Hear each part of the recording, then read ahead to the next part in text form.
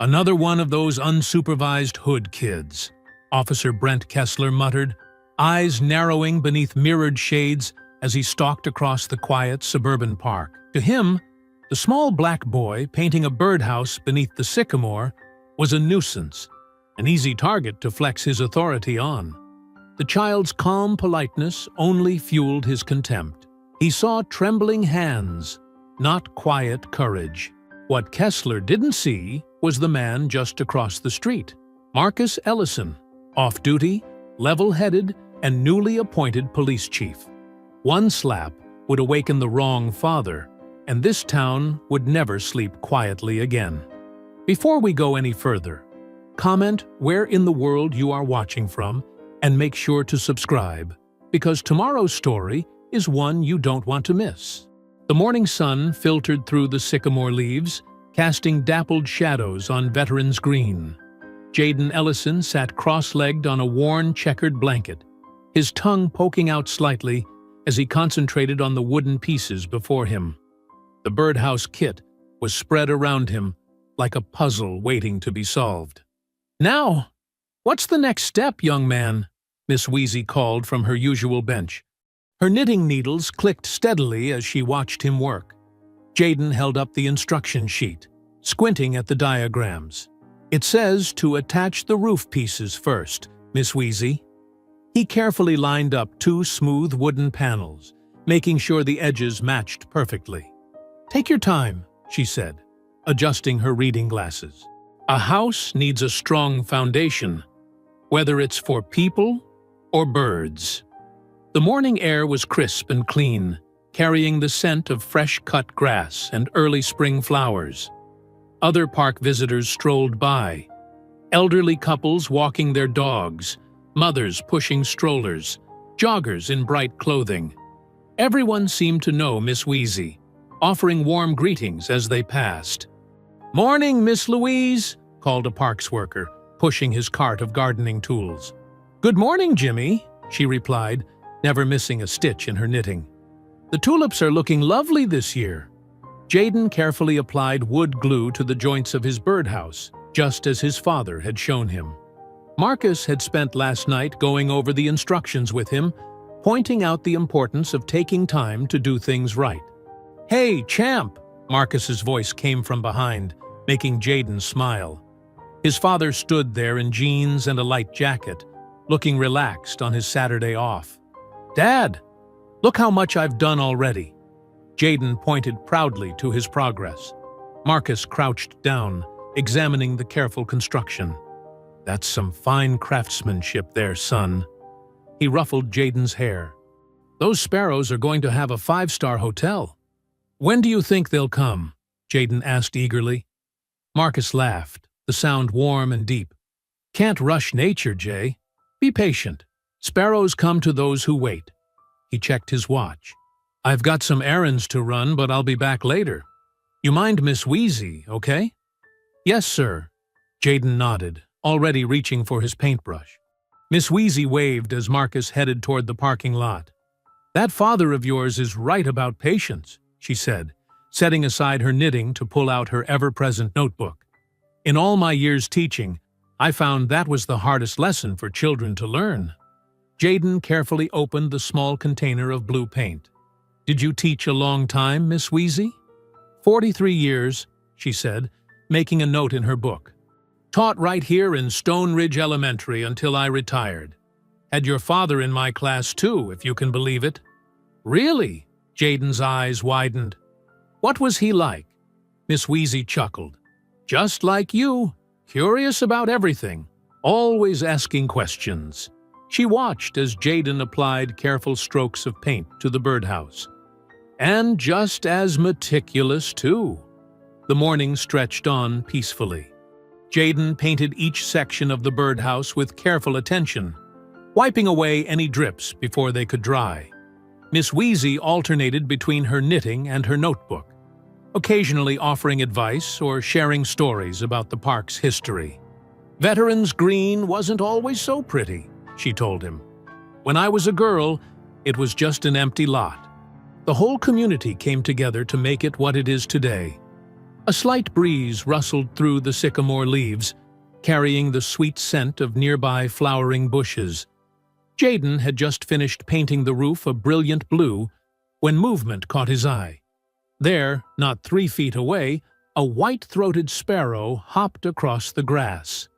Its distinctive black and white striped head turned this way and that, checking for danger before moving closer to investigate the new addition to its territory. "Miss Wheezy, look!" Jayden whispered excitedly, trying not to startle the bird. She smiled, setting down her knitting.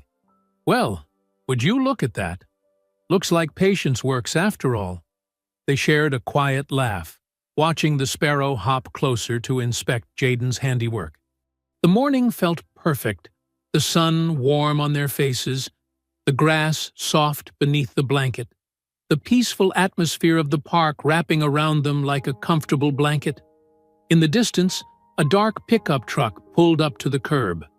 Its engine continued to run, the low rumble barely noticeable among the cheerful sounds of the park. The noise blended with the background, children's laughter from the playground, dogs barking in the distance, the rustle of leaves in the breeze. The truck sat there, idling, as life in Veterans Green continued its Saturday morning routine. The late morning sun hung high in the cloudless sky, its heat shimmering off the park's metal benches and playground equipment. Officer Brent Kessler's patrol truck pulled up to the curb, its dark bulk casting a shadow across the freshly mowed grass. He sat there for a moment, eyes narrowed behind mirrored sunglasses, scanning Veterans Green like a hawk searching for prey. Finding nothing to justify his suspicion didn't improve his mood. He stepped out, adjusting his belt with its carefully arranged gear, and began a slow walk toward the playground. His boots crunched deliberately on the gravel path, announcing his presence to everyone nearby. Jayden was adding final touches to his birdhouse, carefully wiping excess paint from the edges when the shadow fell across his work. He looked up to find Officer Kessler looming over him, hands on his belt, a smile that didn't reach his eyes fixed on his face. "You the one hanging things from city property?" Kessler's voice dripped with false politeness, the kind adults used when they'd already decided you were in trouble. "No, sir," Jayden replied carefully, his father's lessons in respectful behavior kicking in automatically. "It's not nailed or anything. Just going to tie it with twine, like the instructions say." Kessler began circling Jayden's workspace, boots crushing the edge of the checkered blanket. "Instructions say?" he mimicked, emphasizing Jayden's slight grammatical slip. "And where exactly are your parents? Or did you just decide to come vandalize the park all by yourself?" Miss Wheezy set down her knitting, her weathered hands folding carefully in her lap. "Officer, he's 9 years old and has permission to be here. I've been watching him all morning." "9 or 19 doesn't matter," Kessler snapped, his facade of politeness cracking. "You people always think you can do whatever you want." The words carried across the suddenly quiet park. Nearby joggers slowed their pace, sensing the growing tension. Jayden instinctively took a step back, his shoulders hunching slightly. The movement seemed to trigger something in Kessler, who lunged forward and grabbed Jayden's arm. His fingers dug into the boy's skin as he twisted, forcing Jayden to face him. "Stand still when an officer's talking to you," Kessler growled. "Let's see some ID." "Officer, I told you he's 9. Miss Wheezy's voice rose as she stood from her bench, her notebook clutched tightly. "You're hurting him." Kessler's free hand shot out, shoving Miss Wheezy's outstretched arm away. "Stay out of this, nosy old lady. This isn't your business." Jayden's eyes filled with tears, more from fear than pain.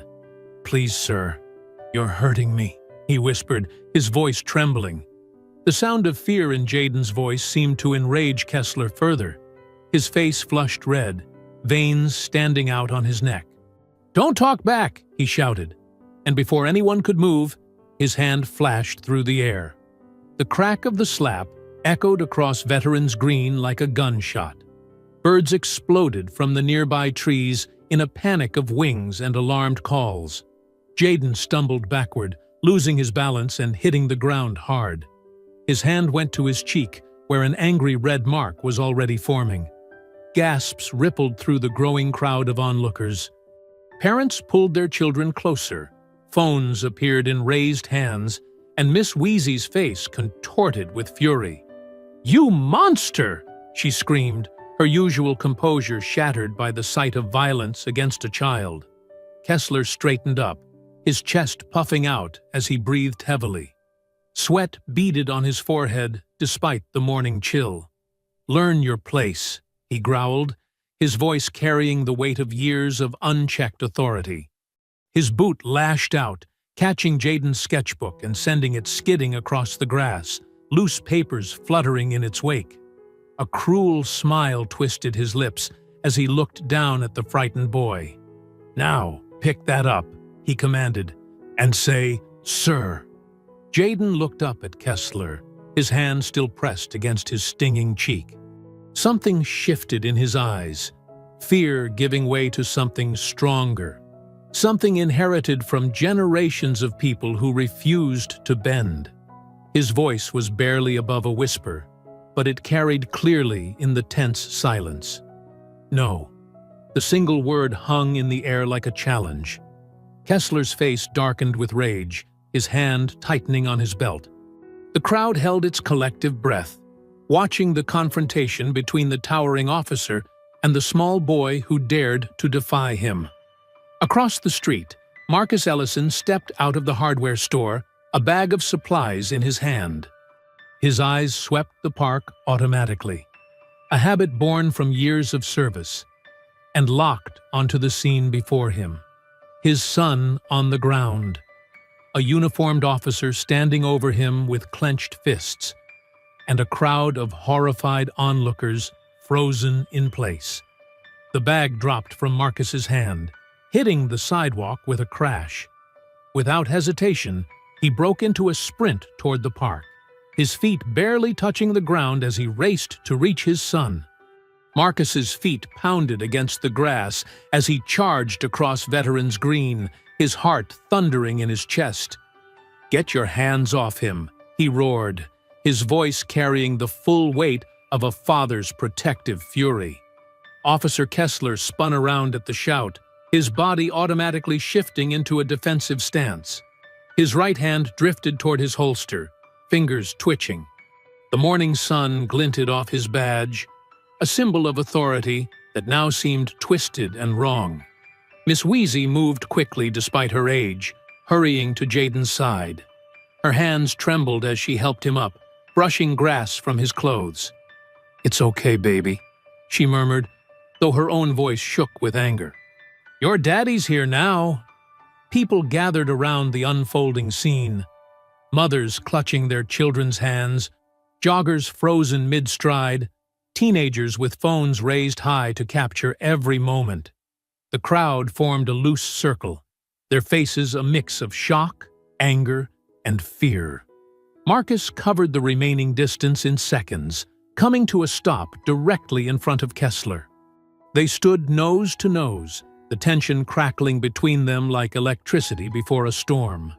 Marcus's chest heaved with controlled breaths, his eyes locked on the officer who'd dared to strike his son.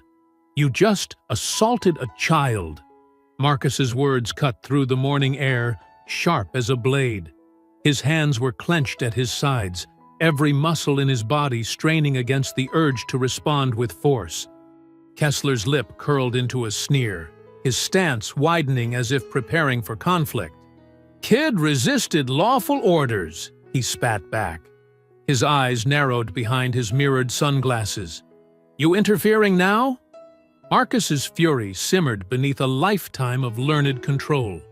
His voice dropped lower, taking on the dangerous edge of a man holding back a tsunami of rage. He jabbed a finger toward the gleaming badge on Kessler's chest. "Name." "Now." Kessler reached into his breast pocket with deliberate slowness, pulling out a business card. He shoved it against Marcus's chest with enough force to make him step back. "File it," he sneered, voice dripping with contempt. "Won't go far!" The screech of tires announced the arrival of another patrol car. Sergeant Nate Doyle emerged, his experienced eyes quickly taking in the scene before him. The angry officer, the protective father, the frightened child with a reddened cheek, and the crowd of witnesses with their phones still recording. "Everyone take a step back," Doyle commanded, moving between Marcus and Kessler with practiced efficiency. He placed a firm hand on Kessler's shoulder, pushing him away from Marcus. "Officer Kessler, stand down." "Now." Kessler resisted for a moment, his body rigid with defiance, before finally taking 2 steps backward. His face twisted into an ugly expression as he leaned around Doyle. "You'll regret this," he mouthed at Marcus, malice glinting in his eyes. Doyle turned to Marcus, his voice lowering. "Sir, I suggest you take your boy home. We'll sort this out properly." There was something in his eyes as he looked at Marcus, a flicker of recognition, a careful nod that spoke volumes. He knew exactly who Marcus was, even if Kessler didn't. Jayden broke away from Miss Wheezy's protective embrace and ran to his father, wrapping his arms around Marcus's waist. The red mark on his cheek had begun to swell, a visible testament to Kessler's brutality. Marcus placed a gentle hand on his son's shoulder, fighting to keep his own trembling under control. Miss Wheezy stood nearby, her notebook open as she carefully recorded badge numbers, times, and details with the precision of a longtime teacher. Her pen moved steadily across the page, though her hands still shook with anger. She looked up briefly to meet Marcus's eyes, giving him a firm nod that promised her support. The crowd began to disperse slowly, though phones remained raised, capturing every moment. Parents whispered to each other, shooting worried glances at Kessler. Joggers resumed their routes, looking back over their shoulders. The tension in the air remained thick enough to cut. Marcus guided Jayden toward their car, keeping his body between his son and Kessler. Each step felt like an eternity, his protective instincts screaming at him not to turn his back on the threat. But he knew this wasn't the time or place for the confrontation his heart demanded. They reached the car, and Marcus helped Jayden into the back seat, checking his seatbelt with trembling hands. As he slid behind the wheel, he caught sight of Kessler in the rearview mirror.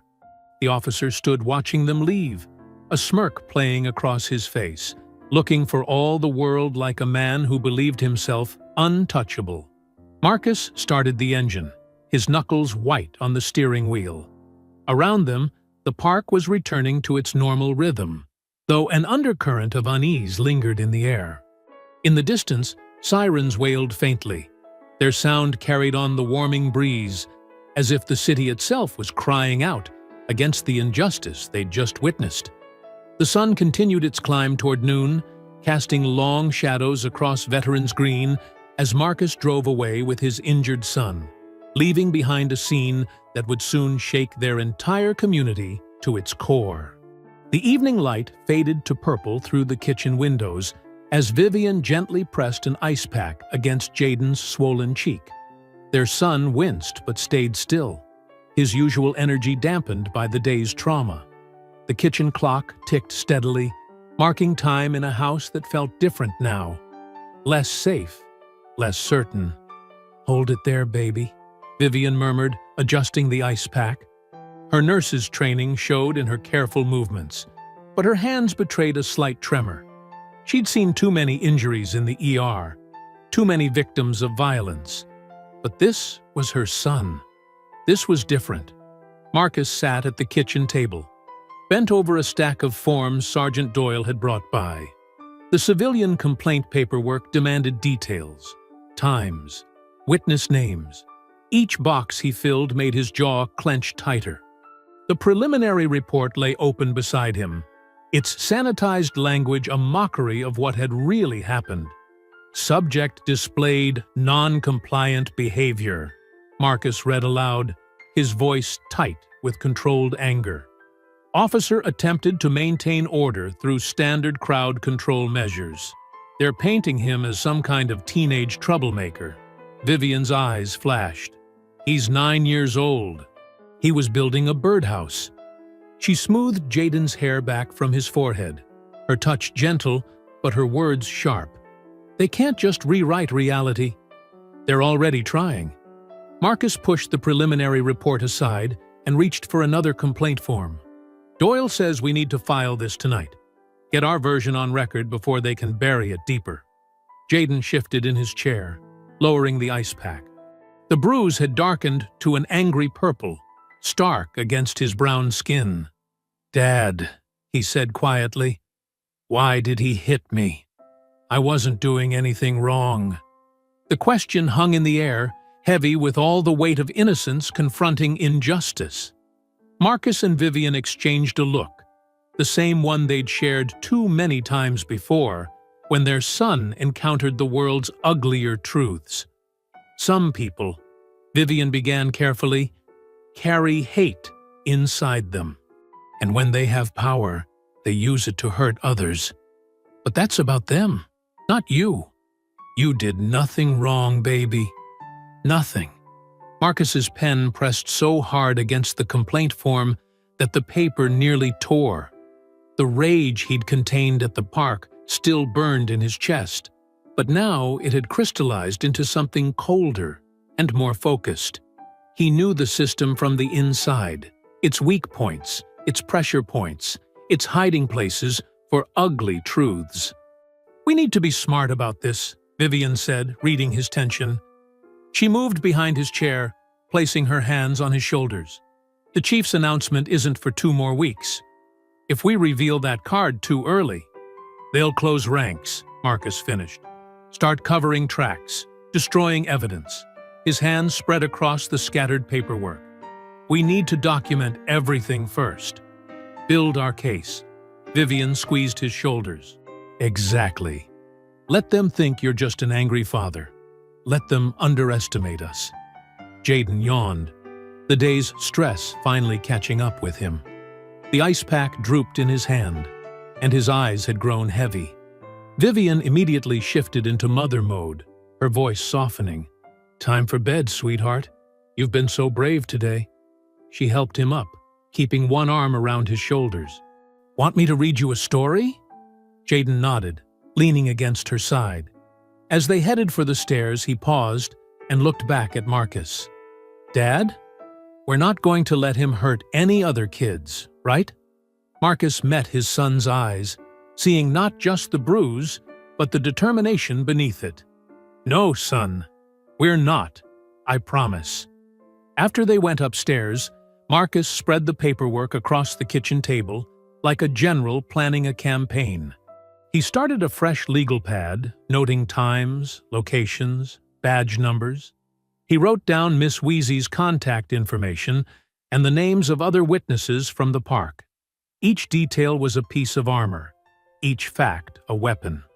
The sound of Vivian reading drifted down from upstairs, something about dragons and knights, and justice prevailing. Marcus allowed himself a small smile, remembering simpler times when bedtime stories could fix anything. But this story would need more than knights and dragons. It would need patience, strategy, and perfect timing. He heard Vivian's soft footsteps on the stairs a while later. She came back to the kitchen, wrapping her arms around him from behind. "He's finally asleep," she whispered. "Took 3 stories and 2 glasses of water. But he's out." Marcus covered her hands with his own, drawing strength from her presence. "I wanted to tear that officer apart today," he admitted quietly. "When I saw Jaden on the ground." "I know." Vivian's voice held the same controlled fury. "But that's what they want. Any excuse to paint us as the aggressors. We're smarter than that." A faint sound drew their attention to the window, the slow crunch of tires on pavement. Marcus moved to the living room, staying back from the glass as he peered out. A patrol car rolled past their house at a crawl, its lights off, barely visible in the growing darkness. The message couldn't have been clearer. They were being watched. Vivian joined him at the window, her hand finding his in the darkness. They stood together, watching the patrol car disappear around the corner, its passage marking the beginning of a battle they'd never wanted but couldn't avoid. Their home, once a sanctuary, now felt like the front line of a war they'd been drafted into, with their son's safety and justice itself hanging in the balance. The fluorescent lights hummed in the empty station as Marcus approached Sergeant Doyle's desk. Past midnight, only a skeleton crew remained, their radios crackling softly in the darkness. Marcus carried a single manila folder, his steps measured and controlled despite the anger still burning in his chest. Doyle looked up from his computer, his weathered face showing recognition. "Figured you'd come," he said quietly, gesturing to the chair across from him. "How's your boy?" "Bruised, scared." Marcus's jaw tightened, but stronger than they think. Doyle nodded slowly, glancing at the security cameras before leaning forward. "Listen, about Kessler's record." He tapped his keyboard, frowning at the screen. "It's complicated. I need to see everything, Nate. Every complaint, every write-up." Marcus kept his voice low, steady. "There's a pattern here. I can feel it." "That's just it." Doyle rubbed his temples. "Most of those records, they're not exactly accessible anymore. Department has this new wellness program. Complaints get archived after 90 days if they're marked as minor force incidents." Marcus's fingers dug into the folder. "Archived or erased?" "Both, maybe. Systems designed that way." Doyle's eyes darted to the hallway. "Look, I've been here 20 years, seen good cops and bad ones. Kessler, he's got protection." High up, in a dimly lit office across town, Officer Brent Kessler sat across from Harold Pike, the police union president. Pike's desk was massive, dark wood gleaming under a green banker's lamp. The walls were covered with plaques and certificates, badges of authority. "Don't worry about a thing," Pike said, his smile oily and confident. "This isn't the first time some bleeding hearts tried stirring up trouble. We know how to handle it." Kessler shifted in his chair. "Kid was disrespecting." Pike held up a hand. "Save it. Reports already filed. Subject was non-compliant, showed aggressive behavior, minimal force required to maintain order." He chuckled. "Standard procedure. What about the old lady? She was writing everything down. Unreliable witness. Elderly, emotional, probably confused about what she saw." Pike pulled out a thick folder. "We'll bury this under so much paperwork, they'll give up before they find bottom." Sunday morning sunlight streamed through the stained glass windows of First Baptist Church. Miss Wheezy sat in her usual pew, her notebook clutched tight against her floral dress. Around her, the congregation buzzed with whispered conversations. "I saw it with my own eyes," she told Mrs. Henderson, her voice shaking but determined. "That officer slapped that sweet boy for nothing more than building a birdhouse. Nothing more than existing while black in that park." The whispers spread like ripples in a pond. Deacon Williams frowned deeply. Sister Martha gasped. Young Timothy Jones, who played basketball with Jaden, looked scared. "And they're trying to cover it up," Miss Wheezy continued, her aged fingers tracing the careful notes she'd made. "But I was a teacher for 43 years. I know how to document things properly." More church members gathered around, their faces showing shock, anger, concern. Pastor Roberts approached slowly, his expression grave. "Miss Louise," he said gently, "perhaps we should pray about this situation." "Oh, I'm praying, Pastor," she replied firmly. "Praying and acting. The Lord expects us to do both." The story moved through the congregation like wind through leaves. Parents who'd seen it shared details. Others remembered similar incidents, times when Kessler had been too rough, too quick to escalate. The church's usual post-service piece was replaced with urgent discussions and exchanged phone numbers. Back home, Marcus sat at his kitchen table surrounded by papers. Vivian brought him coffee, her hospital scrubs still on from her night shift. "Any progress?" she asked, touching his shoulder. "Some." Marcus gestured at his notes. 3 witnesses from the park gave statements. Parks Department confirmed no rules against temporary birdhouses. But Kessler's record? He shook his head in frustration. "They're hiding things," Vivian said. It wasn't a question. Worse. They've built a system to make things disappear. Legal erasure. Marcus picked up his coffee, but didn't drink. "How many other families, Viv? How many other kids?" The laptop chimed with a new email. Marcus clicked it open, then went still. Vivian leaned over his shoulder to read, "You're making a mistake, challenging this department." The words glowed harsh and white against the black screen. No sender name, no signature. Just the threat, hanging there like poison. Vivian squeezed Marcus's shoulder harder. "They're scared of you." "Good." Marcus closed the laptop slowly. They should be. Outside their window, the Sunday morning continued peacefully. Children played in nearby yards, their laughter carrying on the breeze. Birds hopped between tree branches, unconcerned with human disputes. But beneath this calm surface, the town of Stone Ridge was changing. In living rooms and church halls, on front porches and in quiet conversations, people were choosing sides. Miss Wheezy's testimony spread, joining with other long-silenced voices. The wall of silence that had protected men like Kessler was beginning to crack, one whispered truth at a time. The grand chamber of Stone Ridge City Hall buzzed with anticipation. Morning sunlight streamed through tall windows, casting long shadows across the polished marble floor. Council members sat in their high-backed chairs, while reporters lined the walls with cameras ready. In the front row, uniformed officers filled the seats, their badges gleaming. Officer Brent Kessler slouched in his chair, picking at a loose thread on his sleeve. Next to him, other officers whispered about the mysterious new chief, some outsider the mayor had chosen without their input.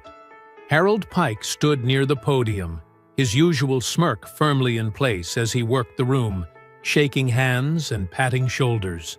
"All rise," the clerk announced. The room rustled to attention. Mayor Gloria Chen approached the podium, her red blazer bright against the wood paneling. "Today marks a new chapter for Stone Ridge law enforcement," she began. "Our city deserves leadership that understands both authority and accountability. Someone who knows our streets, our challenges, and our potential." Pike nodded along, already planning how to manage this new chief. Behind him, Kessler checked his phone, barely listening. "Please welcome," Mayor Chen continued, "our new chief of police." Marcus Ellison emerged from the side door, in full dress uniform, shoulders straight, each step precise.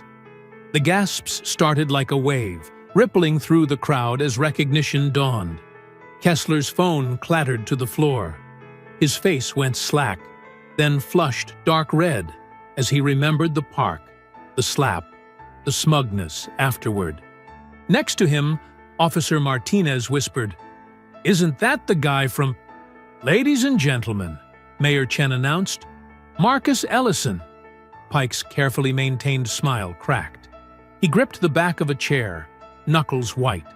This wasn't part of the plan. This wasn't manageable. Marcus reached the podium, his expression calm, but his eyes intense as they swept the room. The Bible waited on the wooden surface, worn leather catching the light. He placed his left hand upon it, raised his right, and spoke the oath in a clear, carrying voice.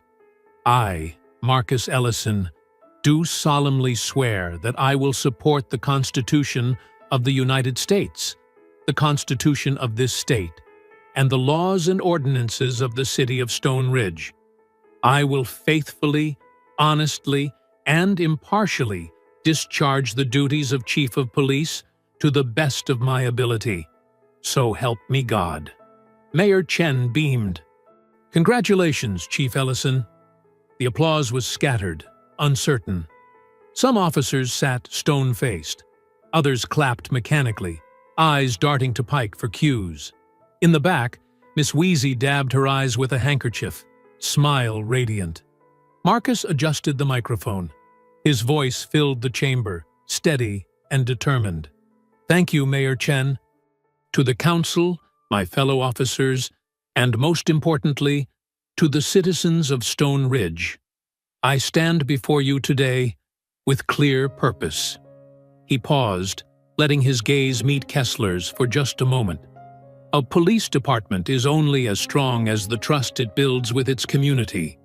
That trust must be earned daily, through actions that prove we serve everyone equally, through accountability that shows no one is above the law. Pike shifted his weight, hands clasped behind his back. His mind raced through political connections, favors owed, pressure points to exploit. "Starting today," Marcus continued, "we implement new standards for transparency and conduct. Body cameras will be mandatory and properly maintained. Complaint procedures will be streamlined and publicly accessible. De-escalation training will be enhanced." In the audience, Sergeant Doyle nodded slowly, hope mixing with worry on his weathered face. "Some will resist these changes," Marcus acknowledged. "Change is hard, but necessary change cannot be blocked by comfortable corruption or convenient silence." The words hung in the air like thunder before lightning. Pike's face had gone from red to gray. Kessler's jaw clenched so tight, a muscle twitched visibly. "To those officers who serve with honor, and there are many of you, I look forward to working together.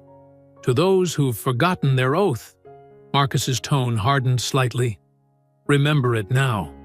This department will protect and serve everyone in Stone Ridge, every citizen, every child. No exceptions." The speech concluded with details about community outreach and modernization plans, but the real message had landed. As the ceremony wound down, officers filed out in groups, their usual banter replaced by tense whispers. Kessler shouldered his way through the crowd, rage radiating from every movement. He burst into Pike's office without knocking, slamming the door hard enough to rattle the plaques on the wall. "You didn't tell me it was him," he snarled. Pike stood at his window, watching the crowd disperse below. "I didn't know," he said through clenched teeth. "Bullshit! You know everything that moves in this department." Kessler paced like a caged animal. "This is about the park. That kid?" "Shut up!" Pike spun around. "Just shut up and listen. You want to survive this? Then fix it. Quietly." "Fix what? He's the damn chief now." "Everyone has pressure points," Pike hissed. "Everyone has weaknesses. Find them, document them, but quietly." He jabbed a finger at Kessler's chest. "And until then, keep your hands off kids in the park. Are we clear?" Kessler glared but nodded stiffly. Outside, Marcus stood on the City Hall steps, shaking hands with well-wishers. Miss Wheezy approached, eyes bright with victory. "Congratulations, Chief Ellison," she said warmly. "Thank you, Miss Wheezy." He smiled, genuine but determined. "We've got work to do." "That we do," she agreed, patting his arm. "That we do." Morning light filtered through the blinds of Marcus's new office, casting stripes across stacks of personnel files and policy manuals. He'd been chief for 3 days, and already the weight of what he'd inherited pressed down like a mountain. His computer screen glowed with body camera logs from last Saturday. The timestamp matched, 10:47 a.m., Veterans Green. But where video should have been, a red flag marked technical error, audio-visual malfunction. Marcus leaned back, rubbing his temples. A knock at the door interrupted his thoughts. Sergeant Doyle entered, carrying a thick binder labeled Department Procedures, 2023. "Found something interesting in the union contract," Doyle said, dropping the binder on Marcus's desk. "Page 342. Marcus flipped to the section, scanning quickly. Wellness diversion program? Started 2 years ago, Doyle explained, settling into a chair. Supposed to be about officer mental health, stress management, counseling resources. He tapped the page. But look at subsection C. Marcus read aloud. To promote psychological well-being and reduce administrative burden, all Category 3 complaints shall be automatically archived after 90 days if no formal charges are filed. Category 3, Doyle continued, includes minor physical contact, verbal disputes, and procedural complaints. Basically, anything short of hospitalization gets wiped clean every 3 months. Marcus's jaw tightened. How many complaints has Kessler had? That's the thing. Doyle pulled out a thin folder. Official record shows 2 in 5 years. Both resolved through informal counseling. But, he hesitated. But what? I talked to records. Before this program, they used to keep paper complaint logs. Basic stuff. Date, officer, type of incident. Found one from 2021 in a storage box. Kessler had 11 complaints that year alone. All Category 3, all vanished when the new system kicked in. Marcus stood, pacing to the window. Outside, patrol cars gleamed in the morning sun. The body cam malfunction. That's not random, is it? No, sir. Officers can mute audio for private conversations. Visual cuts out sometimes too. Technical glitch, they say. No way to prove otherwise once it's done. Marcus returned to his desk, pulling up Kessler's service record. Commendations, training certificates, perfect attendance. A sanitized history, scrubbed clean every 90 days. Get me everything you can find, Marcus ordered. Old logs, witness statements, anything paper, and find out who wrote this program. Already did. Doyle's expression darkened. Harold Pike. He pitched it to the union as officer protection. Mayor's office approved it without review. Marcus's phone buzzed. A text from Vivian. How's Jaden's case going? He set it aside, guilt mixing with determination. He spent the next hours digging deeper. The wellness program had tentacles everywhere. Complaint forms routed through union review, body cam footage marked for quality control, performance evaluations sanitized for officer privacy. By late afternoon, his office looked like a war room. Papers covered every surface, red strings connecting dates and names on a whiteboard. Patterns emerged, incidents in parks, schools, suspicious person stops.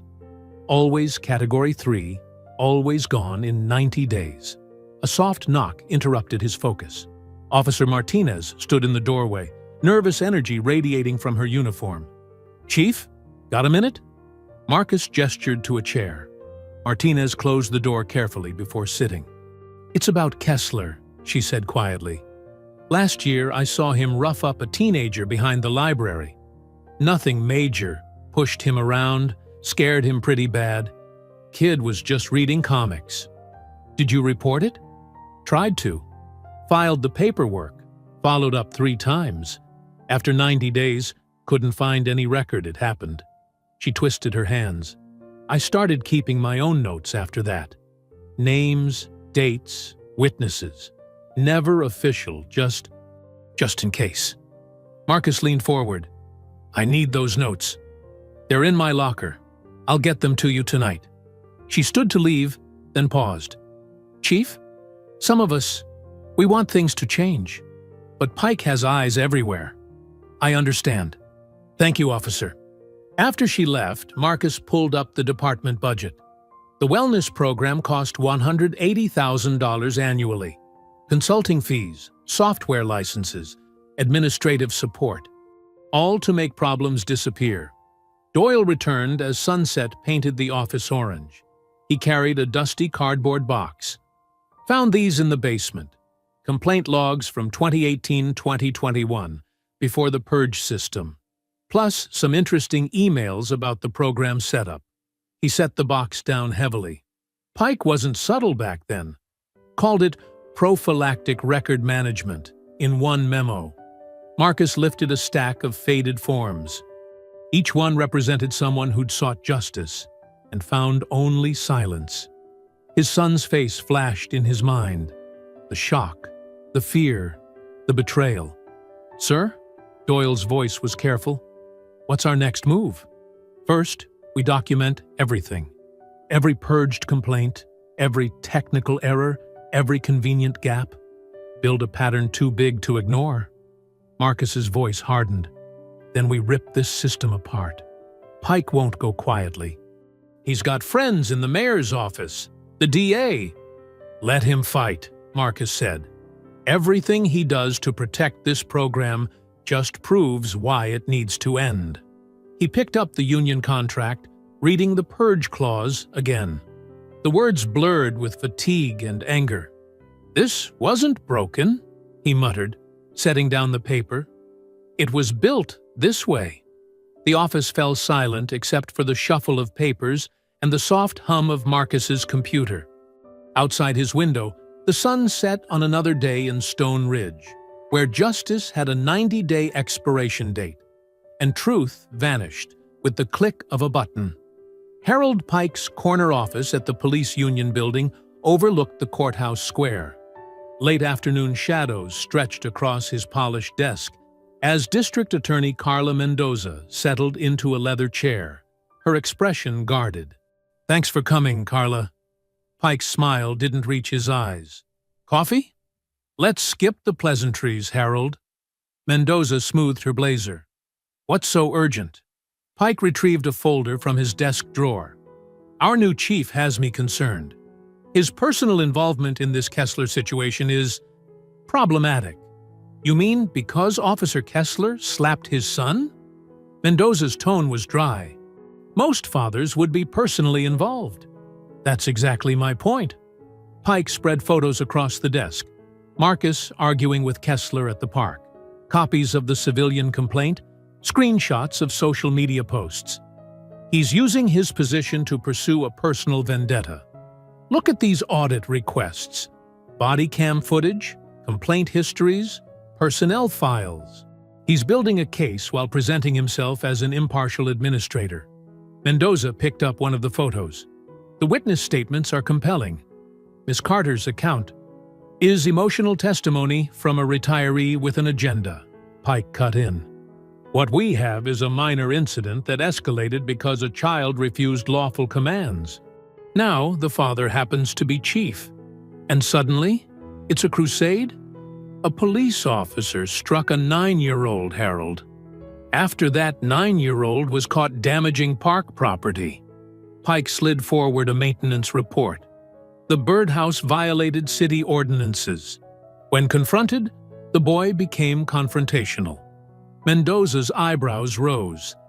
"That's not how other witnesses described it. Witnesses see what fits their narrative." Pike leaned back, steepling his fingers. "But you know what matters? Precedent. If we let a personally compromised chief pursue charges against an officer for standard crowd control, what's next? Every arrest becomes brutality? Every command becomes harassment? You're suggesting I decline to file charges?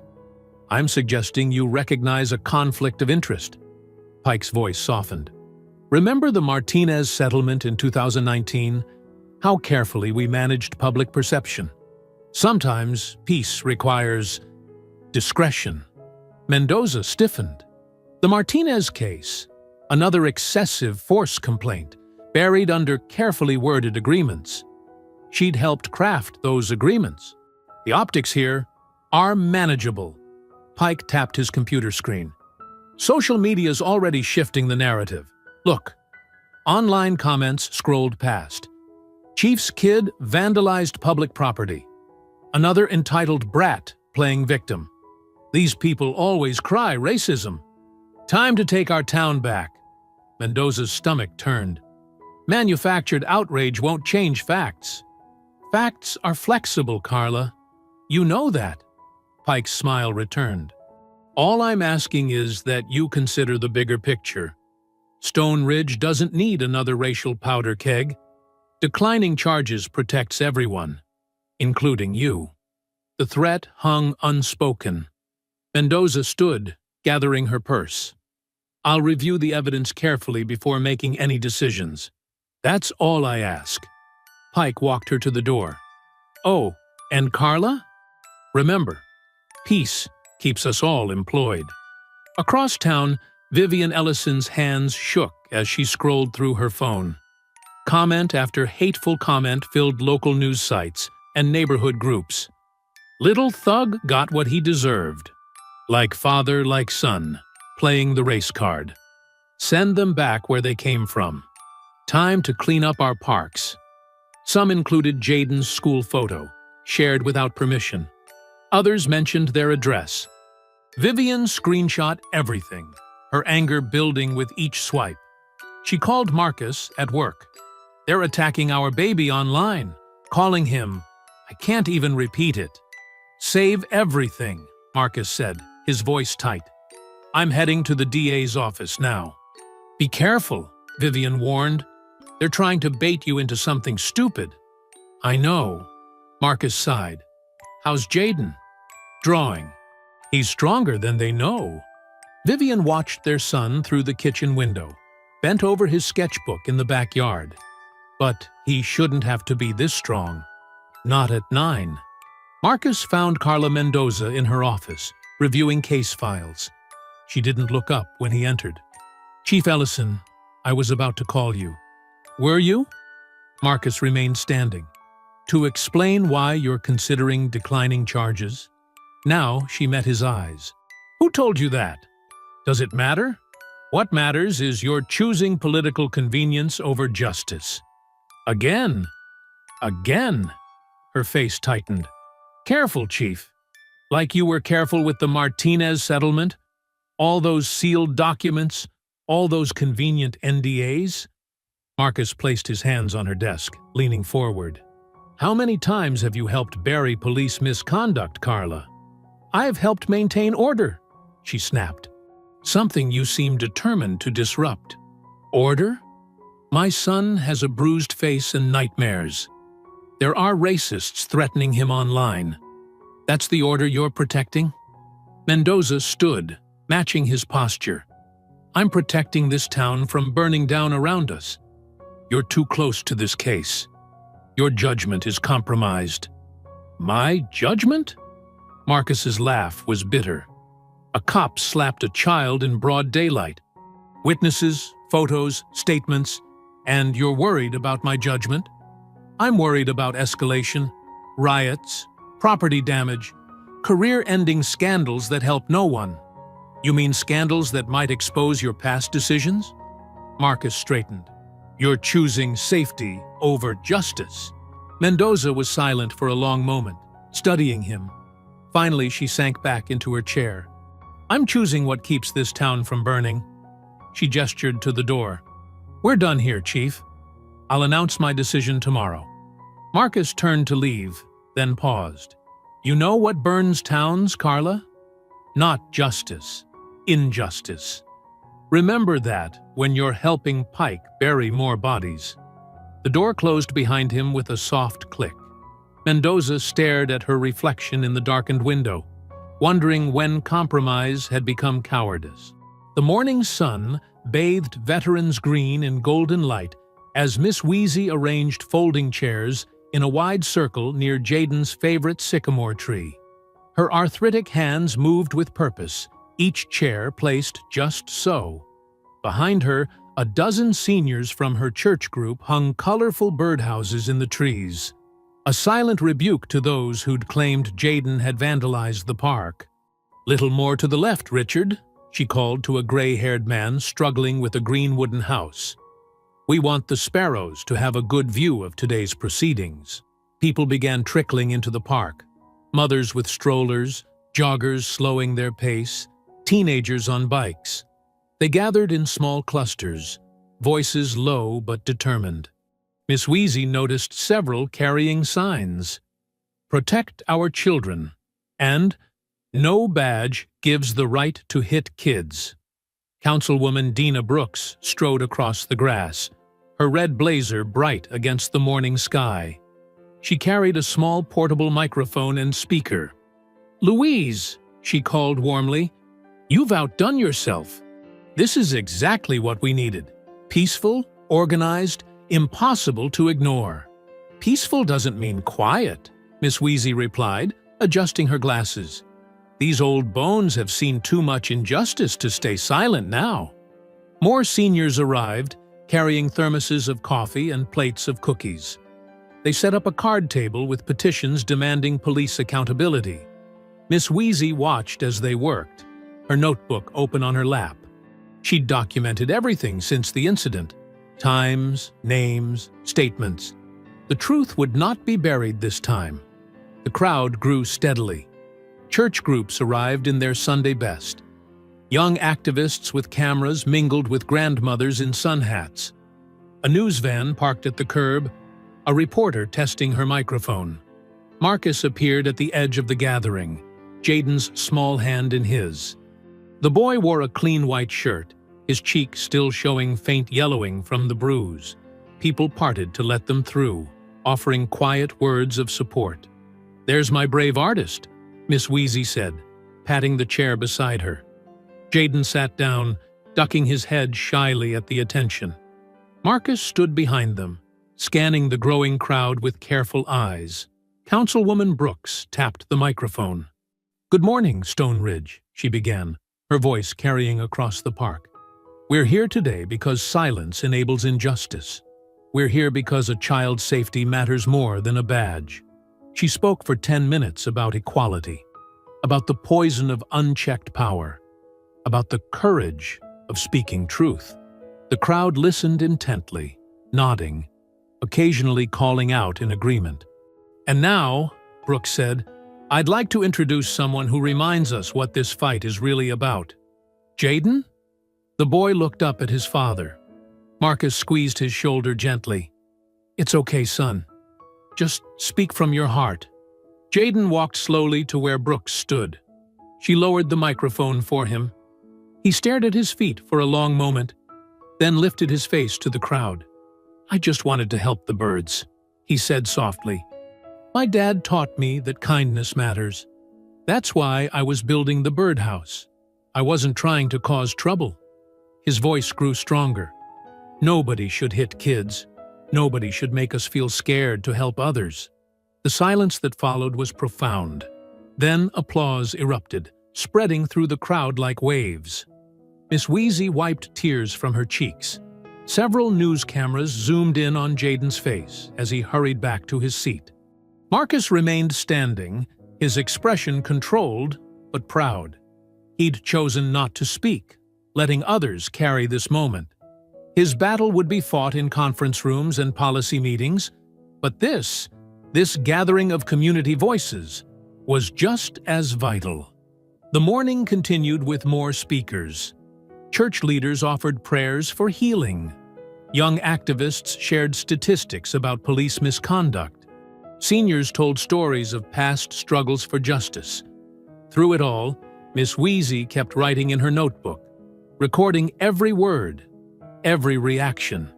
News crews interviewed people on the edges of the crowd. The story was spreading beyond Stone Ridge now. Brooks spoke with reporters, her words measured but forceful.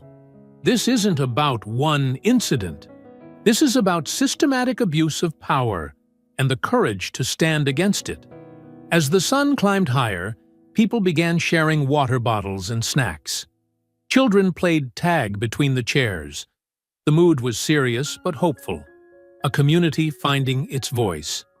Jaden pulled out his sketchbook, drawing the scene with careful strokes. The circle of chairs, the hanging birdhouses, the diverse faces of his neighbors. Miss Wheezy peered over his shoulder. "You're capturing it perfectly," she said. "Art tells truth in its own way." The gathering began to disperse as afternoon approached. People lingered in small groups, exchanging phone numbers and promises to stay connected. Marcus helped fold chairs, speaking quietly with Brooks about next steps. Later that night, the Ellison household was quiet. Jaden sat at his bedroom window, watching as his mother worked in the glow of the garage floodlight. The harsh words spray-painted across their door, "Traitor in Blue," disappeared under steady strokes of fresh paint. Vivian worked methodically, her nurse's scrubs still on from her shift. She didn't speak, didn't curse, just painted with quiet determination. The white paint covered the hate, but the message behind it lingered in the air like poison. From his window, Jaden watched his mother work, his sketchbook open on his lap. He drew her figure, small against the garage door, erasing darkness with light. His hand moved quickly, capturing the moment before it faded. Another scene of truth that needed remembering. Marcus sat at his desk early Tuesday morning, reviewing witness statements from Veterans Green. His phone buzzed, a text from Doyle. "DA's office, now." The message carried urgency that made his stomach tighten. He drove downtown through morning traffic, past coffee shops opening their doors and students waiting for buses. The district attorney's building loomed ahead, all glass and steel reaching into the pale sky. Carla Mendoza's office occupied the third floor. Her assistant barely glanced up as Marcus entered the waiting area. "She's expecting you," she said flatly. Inside, Mendoza stood by her window, hands clasped behind her back. She turned as Marcus entered, her face a careful mask of professional detachment. "Chief Ellison, please, sit." "I'll stand," Marcus replied, noting the thick folder on her desk labeled Kessler Incident. Mendoza sighed, settling into her chair. "I'll be direct. After thorough review, my office has determined there's insufficient evidence to pursue charges against Officer Kessler." Marcus felt heat rise in his neck. Insufficient evidence? There were dozens of witnesses. Miss Weezy's statement alone. "Witness accounts vary," Mendoza cut in. "And more importantly, we cannot establish clear intent to cause harm. Officer Kessler maintains he was responding to perceived resistance. He slapped a 9-year-old boy." Marcus's voice filled the room. "My son was building a birdhouse. There's no justification." "Your personal involvement complicates matters," Mendoza said smoothly.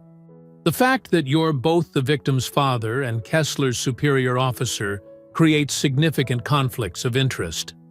Marcus leaned forward, placing both palms on her desk. "This isn't about me. This is about a police officer abusing his power against a child. You have sworn statements, physical evidence.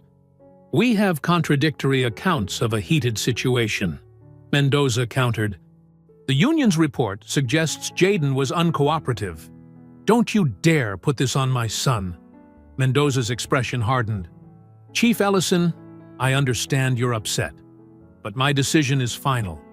I suggest you focus on internal department matters and let this go." Marcus straightened, studying her face. "You're scared," he said quietly. "What do they have on you, Carla?" She flinched, just slightly, but enough. "That's inappropriate and unprofessional. We're done here." Back at the station, Marcus found Doyle waiting in his office. The sergeant's face was grim. "You heard?" "Just left Mendoza's office." Marcus dropped into his chair. "She's buried worse than this before, hasn't she?" Doyle glanced at the closed door, then pulled out a folded paper. Found something in the archived files. June 2019. Excessive force complaint against Kessler. Black maintenance worker. Same park. Case never made it to review. Marcus scanned the document. Settlement agreement? With an NDA. Guess who witnessed the signing? Doyle's voice was bitter. Our dear district attorney herself. Before Marcus could respond, his phone rang. Mayor Tisdale's office. The mayor's voice was strained. "Marcus, we need to talk. Now." 20 minutes later, Marcus stood in Tisdale's office as the mayor paced behind his desk. "This situation has become untenable," Tisdale said. "The union is threatening a vote of no confidence. Pike's people are calling you a divisive figure who's using your position for personal vengeance. So we're letting them control the narrative?" Marcus asked. "I'm placing you on administrative leave," Tisdale said quickly, like ripping off a bandage. "Effective immediately. Pending review of your handling of the situation." Marcus didn't move. "You're suspending me for investigating officer misconduct?" "For compromising department neutrality," Tisdale corrected. "Your personal involvement—" "My personal involvement is exactly why I can't walk away," Marcus cut in. "That officer assaulted my son, and now I find out there's a pattern, covered up by the very people meant to prevent it." "Marcus, please!" Tisdale's voice dropped. "Don't make this harder than it needs to be. Take some time, let things cool down." Outside, Pike stood talking to reporters, his voice carrying through the window. "Chief Ellison's actions have created a dangerous divide between law enforcement and leadership. His personal agenda threatens the stability of this department." Marcus unclipped his badge, placed it on Tisdale's desk. The metal made a dull sound against the wood. "You know what they're protecting. You know this isn't right." "Marcus." "I'll take the leave," Marcus said, stepping back. "But understand something. They're not pushing me out because I'm wrong. They're doing it because I'm close to the truth." He drove home slowly, the morning sun now high and harsh. Vivian's car was in the driveway. She'd taken the day off to be with Jayden. Inside, she took one look at his face and knew. "They suspended you," she said. It wasn't a question. Marcus nodded, sinking onto their couch. "Mendoza won't prosecute. Says there's insufficient evidence of intent." He laughed humorlessly. "But there's more. Kessler has history. Another assault in 2019, same park.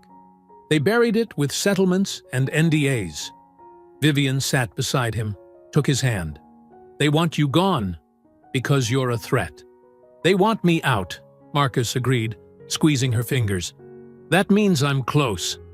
In his room upstairs, Jayden worked on a new drawing, a police badge lying in grass, its surface reflecting storm clouds.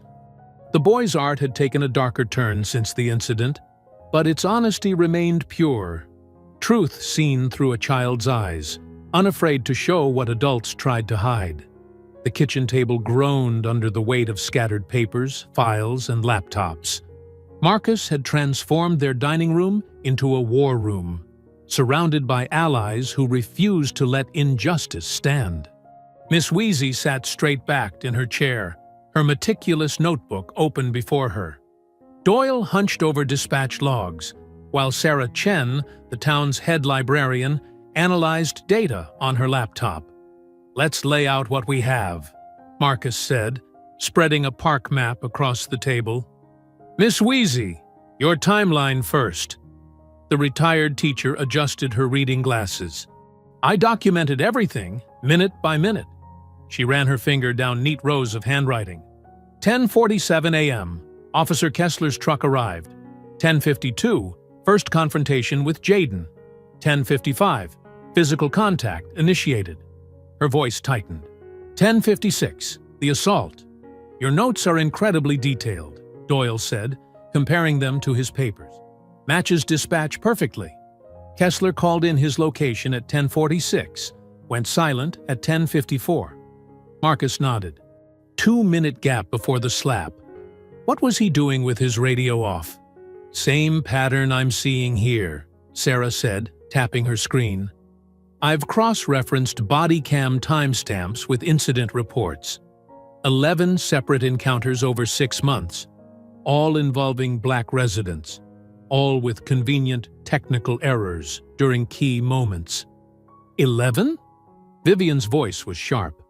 She stood at the counter, preparing another pot of coffee. "That's not coincidence." "Not even close," Sarah agreed. "The statistical probability of random malfunctions targeting only one demographic? Practically zero." Jayden appeared in the doorway, clutching his sketchbook. He'd been quiet since the incident, processing through his art. Marcus softened his voice. "Hey, buddy, want to show them what you drew?" The boy nodded, approaching the table. He opened to a detailed sketch of Veterans Green, marking everyone's positions that morning. X's showed where people stood. Arrows tracked movement. Even the trees were accurately placed. "This is excellent," Miss Wheezy said, squeezing his shoulder. "You have a wonderful memory for detail." "Look at the sight lines," Doyle said, studying the drawing. "Park cameras would have caught everything from this angle." He pointed to a pole. "Unless someone deliberately turned them." Marcus spread out subpoena requests. "We need the 2019 settlement records, maintenance logs for those cameras, every email between Pike and the wellness program administrators. The union will fight these," Doyle warned. "Let them," Marcus replied. "Fighting looks worse than complying." Sarah raised her hand. "I found something else. Those 11 encounters, they all happened within 90 days of each other, just under the purge threshold." The room went quiet. Vivian set coffee mugs on the table, her nurse's hands steady and sure. "He knew the timeline," she said. "Knew exactly when to push it." "Pike's program gave him coverage," Marcus agreed. "Question is, was he working alone?" Miss Wheezy flipped through her notebook. "I've seen that truck before. Always slow passes through the park, always when certain families were there." She tapped a page. 7 times in May alone. "Targeting," Doyle said grimly. "Deliberate pattern of intimidation." Jaden had started another drawing. This one showed Kessler's face. Not angry, but scared. The boy had captured something in the officer's eyes, a weakness behind the rage. "He's afraid," Jaden said quietly. "That's why he hits. Like Tommy Miller when he's scared at school." The adults exchanged looks. From the mouths of babes, Marcus thought. "We need to present this properly," Sarah said. "Raw data isn't enough. People need to see the pattern." She pulled up a visualization she'd created. A timeline showing Kessler's documented encounters, radio silences, and camera failures. Red dots clustered around specific days, specific locations. "This is good," Marcus said. "But we need more. Doyle, can you get complete radio transcripts?" "Already requested. And maintenance logs for his body cam. Every reported malfunction." "Miss Wheezy, we'll need signed statements from other witnesses, as detailed as possible." The retired teacher patted her bag. "Already started collecting them. Church ladies see everything, you know." Vivian studied the subpoena requests. The 2019 settlement. That victim might talk now. If Kessler violated the terms, by assaulting another person? "Absolutely," Doyle confirmed. "NDA becomes void." Marcus checked his watch. Nearly midnight. They'd been at this for hours, building their case piece by piece. The truth was there, hidden in dispatches and data, in witness statements, and a child's honest art. "We're not just fighting one bad officer," he said. "We're exposing a system designed to protect him, to hide people like him." "Good," Miss Wheezy said firmly. "Break it all open. Let the sun shine in." Jaden had fallen asleep on the couch, his sketchbook open to the drawing of Kessler. Vivian brought a blanket, tucking it around him. She studied their kitchen table, covered in evidence of corruption, yes, but also proof of community, people who refused to look away. She touched Marcus's shoulder, her voice low but strong. "You have what you need. Now show them who you are." The words settled over the room like a mandate. Tomorrow would bring more fights, more resistance. But tonight, in this kitchen, truth was taking shape. Every document, every timestamp, every careful observation, pieces of a puzzle revealing the larger picture. They had built their case on facts, not fury, on documented patterns, not just raw pain. Most importantly, they'd built it together, cop and teacher, librarian and nurse, witnesses and whistleblowers. Even a young boy's unflinching art told part of the story. This wasn't just Marcus's fight anymore. It belonged to all of them now. The old police station gym smelled of dust and sweat, metal chairs crammed between weight racks and exercise machines. Sunlight filtered through high windows, casting long shadows across the packed room. Community members filled every seat, lined the walls, and spilled into the hallway. The tension was thick enough to choke on. Marcus sat at a folding table with his evidence neatly arranged, Vivian and Miss Wheezy flanking him like sentries. Across the makeshift aisle, Kessler slouched between Pike and their union lawyer, shooting venomous glares that bounced off Marcus's calm exterior.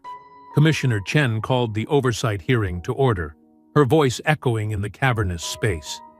"We're here to address serious allegations of misconduct and systemic issues within the department." Pike stood first, straightening his tie. "This is a witch hunt," he declared, pacing like he owned the room. "A personally motivated attack by a compromised chief against a decorated officer. Officer Kessler has served this community faithfully for 8 years." Marcus remained seated, letting Pike's bluster wash over him. He'd learned long ago that truth didn't need theatrics. "The facts tell a different story," Marcus said, when Pike finished. He opened his laptop, connecting it to the projector. Sarah's timeline filled the wall, a damning constellation of red dots marking Kessler's pattern. 11 documented encounters, Marcus continued. 11 technical malfunctions with body cameras. 11 black citizens. All within the 90-day complaint purge window. He let that sink in. This isn't coincidence. This is methodology. Murmurs rippled through the crowd. Kessler's face reddened, but Pike touched his arm, a warning to stay quiet. Marcus laid out dispatch logs next.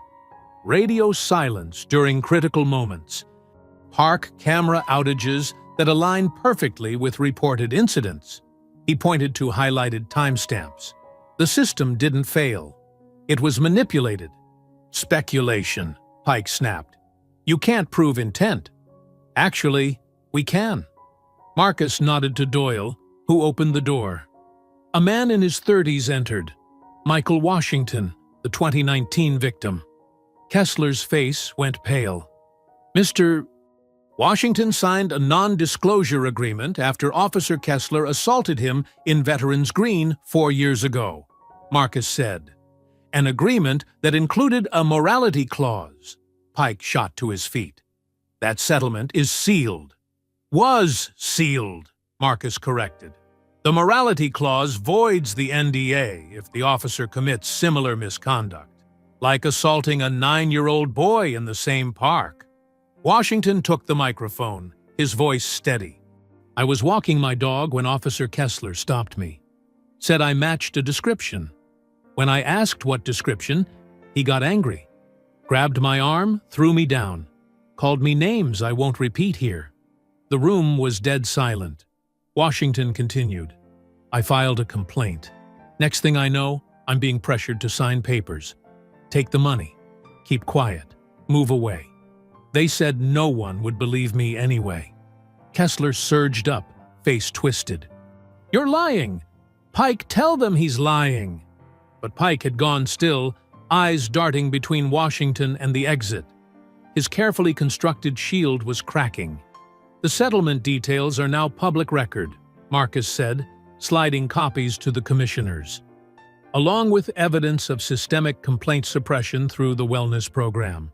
A program designed specifically to protect officers like Kessler while silencing victims like Mr. Washington. Miss Wheezy stood, her notebook raised. "I witnessed both incidents. The pattern is identical. Provocation, escalation, violence, then denial and cover-up." The crowd erupted in shouts and questions. Commissioner Chen banged her gavel for order. Through the chaos, Pike leaned close to Kessler, hissing, "Keep your mouth shut." Kessler jerked away, eyes wild. "You used me," he snarled, loud enough for the microphones to catch. "Set me up to take the fall while you covered your tracks." Marcus watched the unraveling with grim satisfaction. The truth had done its work, exposing not just one officer's brutality, but an entire machinery of protection and denial. In the harsh gym lighting, there was nowhere left to hide. Jaden's drawings were projected next, precise, unflinching depictions of both incidents. The boy's art captured what reports couldn't: the fear, the power imbalance, the calculated cruelty. Several commissioners wiped their eyes. "This isn't about one slap," Marcus said into the tense silence. "It's about a system that enabled and protected a pattern of abuse. A system that treated certain citizens as acceptable targets. That stops today." Washington nodded slowly. "That's why I came back. Not for revenge. For change." The commissioners huddled, whispering urgently. Pike's face had gone ashen, his empire of silence crumbling. Kessler sat rigid, abandoned by his protectors, finally facing consequences that couldn't be buried in paperwork. Community members pressed forward, sharing their own stories of encounters with Kessler. Each account reinforced the pattern: the selective targeting, the convenient technical failures, the pressure to stay quiet. Miss Wheezy's careful documentation provided timestamps and details that aligned perfectly with dispatch records. Sarah's data analysis revealed the statistical impossibility of random malfunction. Doyle's internal records exposed the deliberate manipulation of evidence. The truth, so long suppressed, was breaking free. And in that old gym, under fluorescent lights and decades of dust, justice was finally finding its voice. The afternoon sun sliced through the hallway's dusty windows as Marcus stepped out during the hearing recess. His shoulders ached from tension, but the evidence was solid.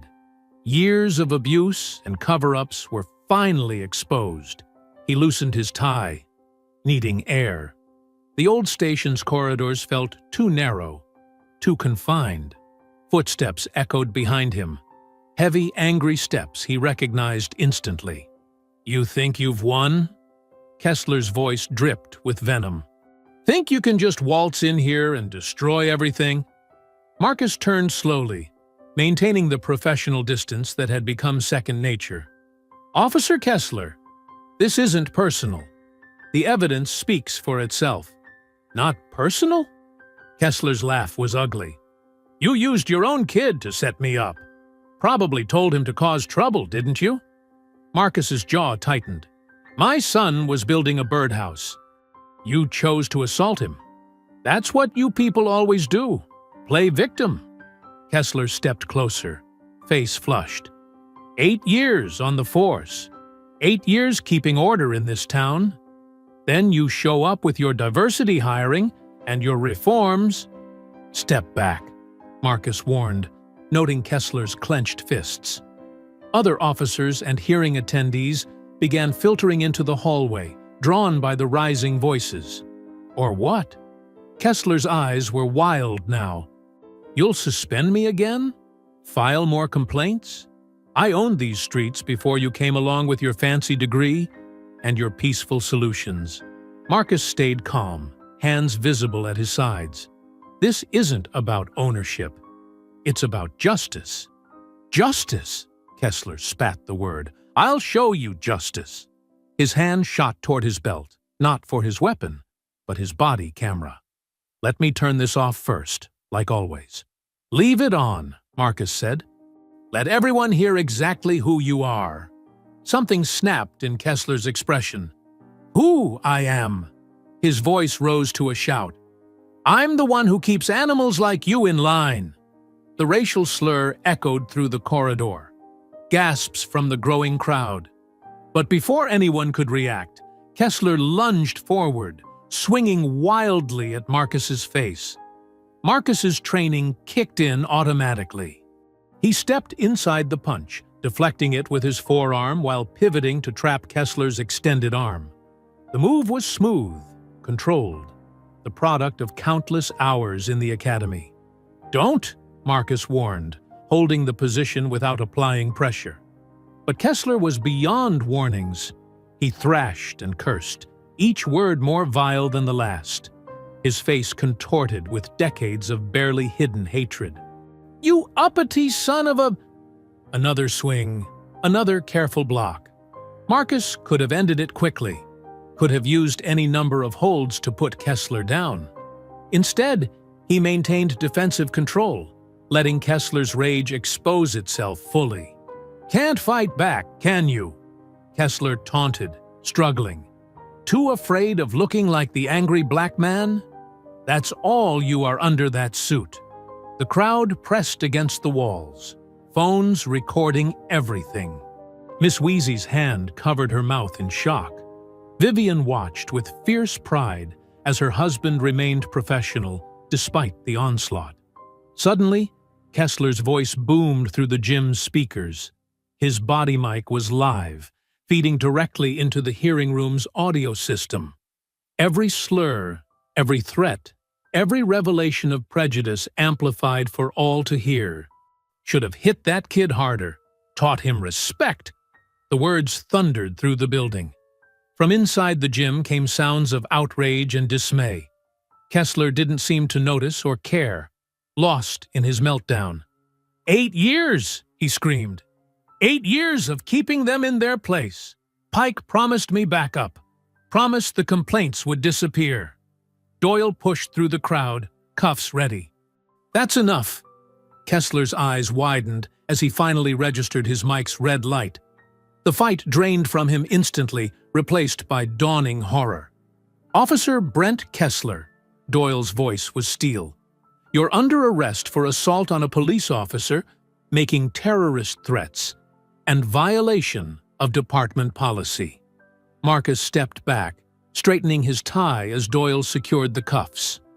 The hallway had gone deathly quiet. Even Kessler fell silent, the full weight of his actions crushing down. Phones lowered slowly. The crowd parted as Doyle led Kessler away. Through the open doors, Marcus could see the hearing room, commissioners frozen in their seats, Pike slumped in defeat, hundreds of witnesses to a truth that could no longer be denied. Miss Wheezy touched Marcus's arm. "You all right, Chief?" He nodded, checking his suit for damage. "Just another day seeking justice, Miss Wheezy." The silence held, heavy with the weight of what they'd witnessed. Decades of systemic racism and abuse had just been laid bare in 2 minutes of unfiltered rage. No reports to sanitize it, no union to bury it, just raw truth, broadcast live to the entire hearing. Vivian appeared at his side, inspecting him for injuries. "Not exactly how we plan to expose the corruption," she said quietly. "Sometimes justice finds its own path," Marcus replied, watching Kessler disappear around the corner. The officer's shouts still echoed from the speakers, a testament that would be impossible to erase. The crowd began to disperse, murmuring in shocked tones. But they moved differently now, with purpose, with clarity. What had been suspicion was now certainty. What had been whispers was now on record.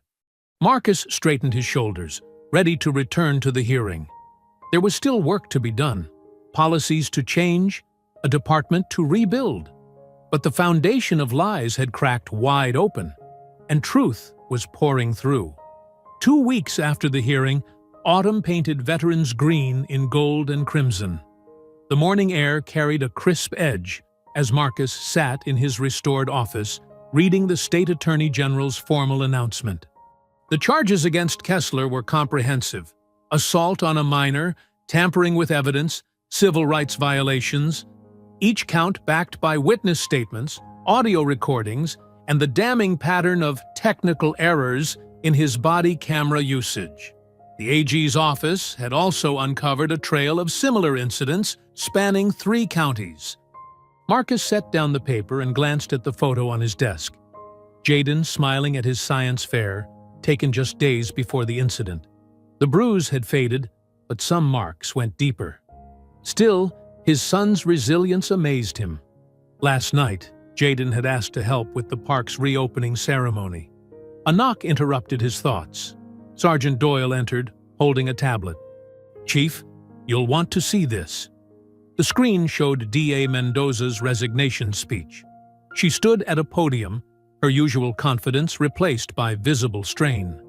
"After careful reflection and the Ethics Board's preliminary findings, I am stepping down effective immediately. My failure to address prior incidents and subsequent attempts to minimize recent events represent a breach of public trust." "That's 3 down," Doyle said, referring to Pike's spectacular fall last week. The union president's hot mic rant about these people taking over had leaked online, forcing his immediate resignation. The recording captured him instructing officers to lose complaint forms from certain neighborhoods. "Change comes in waves," Marcus replied, standing to put on his jacket. "Speaking of which, how's the new training going?" "Officers are adapting to the body cam integrity protocols. No more self-muting, full audit trails. The complaint preservation order means everything gets logged properly now. And that duty to intervene reform you pushed through? Already seeing results. Junior officers feel more empowered to speak up." Marcus nodded, checking his watch. "Time for the reopening. You coming?"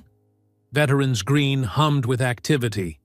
Volunteers set up chairs while parks workers installed new signs outlining the community rules, written with input from residents of all backgrounds. Children darted between trees, strung with paper lanterns for the evening celebration. Near the central path, Jaden and Miss Wheezy supervised a group installing birdhouses. Each one had been painted by local students, creating a rainbow of designs. Jaden took his role seriously, clipboard in hand, checking each mounting bracket. "A little higher on that one," he called to a worker. "Sparrows like more height." Miss Wheezy beamed with pride. Her testimony had been crucial in the hearing, her meticulous notes providing a timeline that couldn't be disputed. Now she sat in her usual spot, but with a new purpose: teaching children about birds and justice in equal measure. From the corner of his eye, Marcus spotted a familiar figure in an orange vest, picking up trash under a supervisor's watch. Kessler's decertification had been swift after the hearing. Now he performed his community service in the same park where everything had changed. His face was thinner, shoulders slumped, all traces of arrogance gone. Jaden noticed him too, but showed no fear. Instead, he walked over and handed Kessler a birdhouse, one he'd painted himself with careful brushstrokes. "This one goes by the oak tree," he said simply, then returned to his clipboard. The moment hung there, heavy with meaning. Kessler stared at the birdhouse, then slowly carried it to the designated tree. His hands shook slightly as he mounted it, following Jaden's precise instructions. Councilwoman Brooks approached Marcus, smiling. "Quite a transformation, isn't it? The park or the department?" "Both. Your reforms are setting a standard. Other cities are calling, wanting to implement similar changes." Marcus watched as more families arrived, spreading blankets on the grass. The fear that had gripped this space was dissolving, replaced by renewed purpose. Children from all backgrounds played together while parents chatted, sharing snacks and stories. Miss Wheezy's voice carried across the lawn. "Oh, look there!" A white-throated sparrow had landed on Jaden's first birdhouse, the one that started everything. It tilted its head, inspecting the entrance, then hopped inside. Jaden's face lit up with pure joy. "Justice sings too, sweetheart," Miss Wheezy said softly, patting his hand. "Sometimes we just have to be patient enough to hear it." The bird's clear notes filled the air, joining the sounds of laughter and conversation. Marcus felt the last knot of tension in his chest finally release. The park was healing. His department was changing. Most importantly, his son stood tall, unafraid. More sparrows arrived, checking out the new houses. Each one represented a small victory, proof that safe spaces could be rebuilt, that wrongs could be made right. The community had come together not just to demand justice, but to maintain it. The late afternoon sun caught the autumn leaves, setting them ablaze with color. Parents called children in for the ceremony. Miss Wheezy gathered her knitting. Jaden made one final check of his clipboard before joining his father. The white-throated sparrow's song continued, floating above the park like a benediction. Its melody carried notes of renewal, of second chances, of hard-won peace. In Veterans Green, justice had found its voice, not in shouts or sirens, but in the simple sound of birds coming home to roost. Marcus wrapped an arm around Jaden's shoulders as they walked toward the gathering crowd. The park was free again, its paths open to all, its spaces safe for dreams to take flight. I hope you enjoyed that story. Please share it with your friends and subscribe so that you do not miss out on the next one. In the meantime, I have handpicked 2 stories for you that I think you will enjoy.